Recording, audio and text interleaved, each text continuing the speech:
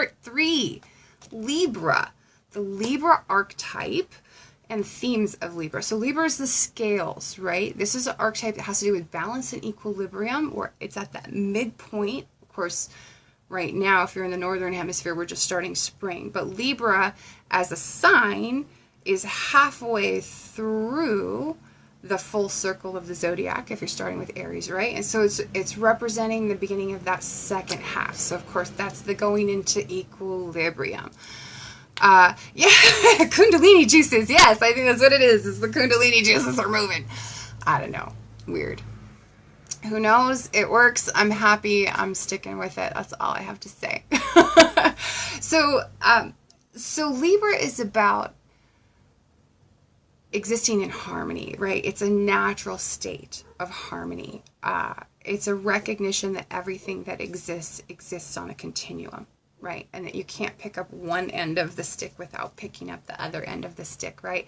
Everything that exists is polarity, duality, yin and yang, right? And each gives meaning to the other, to its opposite. So you can't, if you take away evil, good loses its meaning, right? So this is what we're talking about when we're talking about the archetype of Libra. As a theme, Libra is also about commitment, right? Because it rules partnership. It rules our partnership sector. It describes our interpersonal relationships with other people. So Libra is also about commitment, right? Commitment to other, not to us. That's why Saturn is exalted in Libra, because Saturn speaks to commitment, right? And what could be a higher commitment than committing yourself to something other or someone other than you, right? That's very altruistic to do that. And so when we're talking about Libra with this particular full moon, one of the things that we're going to talk about is where you might be avoiding commitment. Okay, so stew on that for a little bit. Rosalind says, my Aquarius moon loves it. Of course, right? So some things I want you to think about tonight while we're looking at what it is we want to move past or let go of. Play with that notion of commitment and where you might be, hesitating to step fully into something, whether that is stepping fully into a course of action or into a commitment with a relationship or a partnership, or even a commitment of the heart, is something that you could be considering. But where are you afraid of making a wrong choice? Is it a fear that you have that's holding you back, that really is keeping you from making that commitment? Are you suffering from paralysis by analysis, right? This is FOMO. This is like a big Libra thing, right? How can you commit to one thing because you might miss out on this other thing, right? Where in your life are you repeatedly playing devil's advocate? And is it tripping you up? Right? This is something that we can find ourselves doing. Okay? So full moon in Libra is an opportunity to release whatever fear might be keeping you from making a commitment towards towards a person or a course of action or whatever it is.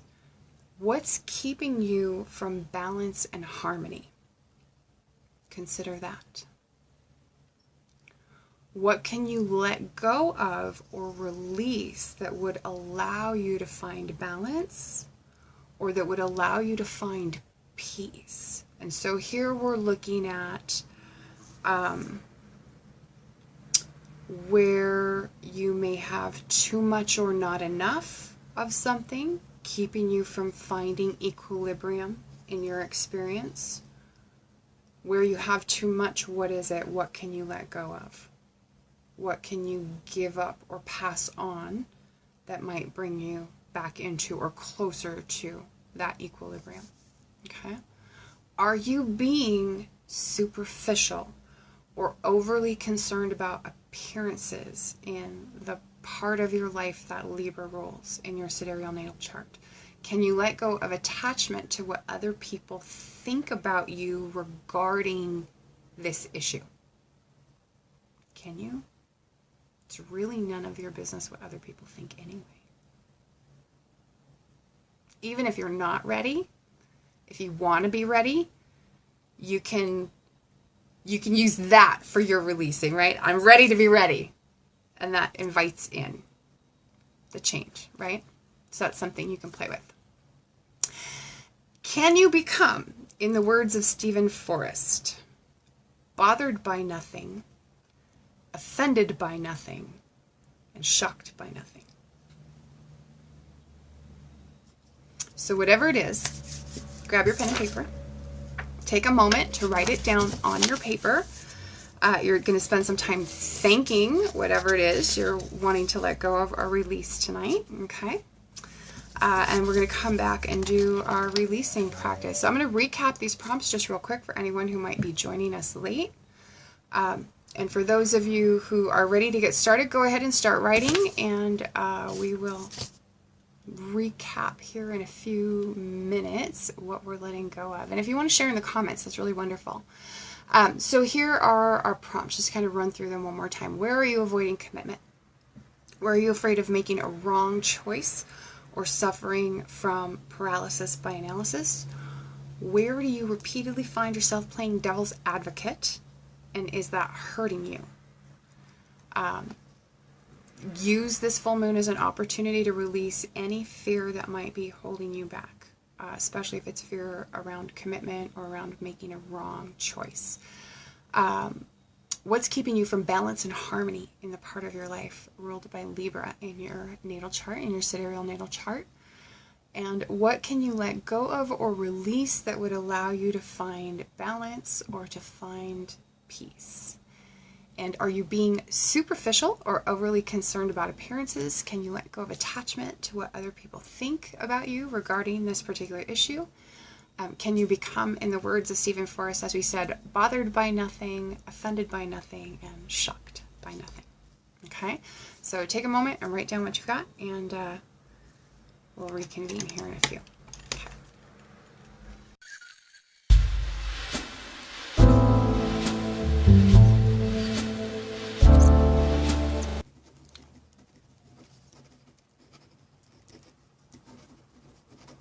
I don't normally plan these. Most of you know that. I have seashells for my trip to Florida laying all over my desk. That's what you're hearing. 5th house full moon for Gemini rising. So let me share with you what kind of came up.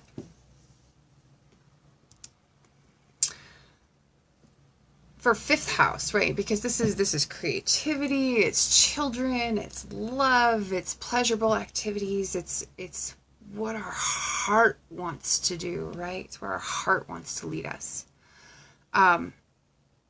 Which is kind of an interesting thing to work with. Rosalind says this big one for me too. Good. I like the big ones. I don't know. They seem to be much more satisfying when they're over, right? So I wrote that I release my fear of making a wrong choice creatively and in following the calling of my heart. I commit to stepping fully and completely onto the pathless path and following it wherever it leads me. I release any fear or hesitation that I have with love and gratitude, for my fear only seeks to keep me safe from harm. I release any attachment to comfort and to familiarity, which holds me back from my highest good. That was big. Time to burn it. Normally I'm saying that while I'm burning it, but that was a big one and it needed my full attention. Not trying to click this lighter and keep it lit at the same time. But here we go. So state out loud your intention to release whatever it is you're letting go of with the full moon. State out loud. Release it with love. Release it with gratitude. Whatever it is you're letting go of, brought something to you while it was in your life, and it was something necessary and something vital. And most often, this is a lesson, something that we needed to learn. Sometimes it's an experience that we needed to have. But let it go with gratitude. And as you burn your paper, make sure it burns completely. That's what I'm doing right now. You want to make sure it burns all the way. You can also just tear up your paper into bits. But release it with gratitude and with appreciation for what it brought to you, whatever it is you're letting go of, and burn it in a fire-safe place. If you're burning it, be smart, please. In a sink or a fire pit or a fireplace or a barbecue, someplace where you're going to have a fire extinguisher or water handy. Rosalind says, after this I'll go burn mine too. I usually do. Good. I like burning them for some. It's like there's something about that transformation that seems very fitting and effective. I like burning it personally. But share in the comments if you like what it is you are letting go of. Let's see what Rosalind says here. Commitment. I have a lot, she says, to say about this. So to start, the full moon made an exact conjunction to my natal Chiron in Libra, an opposite natal Mercury in Aries. With this full moon, I've come to realize that I struggle with patience as of lately. I wasn't always this way. Progressed Venus is in Aries. Yep, that can do it. I'm finally experiencing a real love with someone that I had, up until lately, always dreamed of, like an idealistic little girl my entire life, about soulmates, etc. Yes, I know what you're talking about there. He's wanting me to take things slow and enjoy things as they go, to just have fun and work on myself. I had already decided this for myself before we met. This is how I especially know I am doing this on my own. That's a very good point, Rosalind. I like that. I know that if I take my time to become 100% comfortable with myself and on my own independent life, I'll be able to maintain relationships successfully and confidently. And that is very, very true. I like that you're walking in with that, like, full in your line of sight, right? What is keeping me from balancing this harmony is lack of belief that I'm worthy of love, because so many have abandoned and betrayed me. But I keep getting more and more signs that the universe is rewarding me. It's my time, and I'm afraid to accept this. I'm thankful for this opportunity, and I'm ready to let go of the fear of being proudly independent. I like that, rather than trying to meet everyone else's needs before my own. Yes! Go, girl! I like that. Yes. That's an important thing. It's an important thing to do.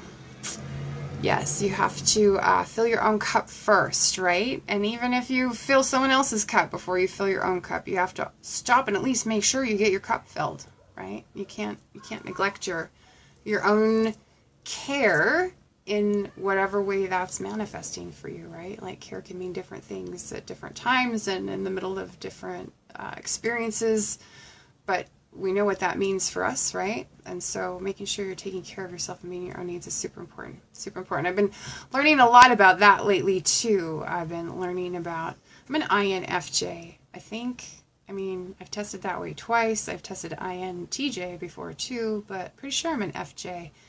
And that's one thing that I'm learning, is that we're like horrible about taking time to meet our own needs while we're busy meeting everyone else's. So it's a lesson. We gotta learn it. You can learn it with me, Rosalind. We'll do it together. I don't really have any big announcements for y'all tonight, other than, you know, there's still some April left. So if you haven't read the April overview and short reports, head on over to the website, mystickphysick.com/sidereal monthly horoscopes. You can check out the April overview and short reports. May will be coming shortly. You are an INFJ too, Rosalind? I wondered when you said that about meeting your own needs. I'm like, that smacks of INFJ-ism. Ha! Isn't that hilarious? Hilarious! So yeah, read up on the April overview and short reports. Watch for May. I'm not sure how quickly that's going to hit. I have to finish writing it, but as soon as it hits, I will let you know. And I've been just kind of releasing them to the general public as soon as they're available, even in advance. Not really promoting the monthly horoscope subscription, the advanced access subscription, or the annual subscription. Don't, you know, if you've been thinking about signing up for one of those, just wait. Don't do that right now. It's not a good use of your money at the moment, because I'm just giving that stuff away at the moment. So hold tight, because the horoscope situation is in a state of transformation. Yeah, it's good. It's good transformation, but hold tight, be patient. Don't spend your money on a subscription right now. Just wait, and I'll let you know when the time is right.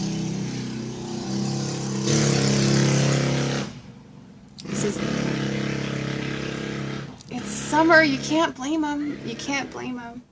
It's summer. We're ready. We're so ready for it. Anyway, you can join me live on Monday at 1:30 p.m. Mountain Daylight Time, 3:30 p.m. Eastern Daylight Time, 8:30 p.m.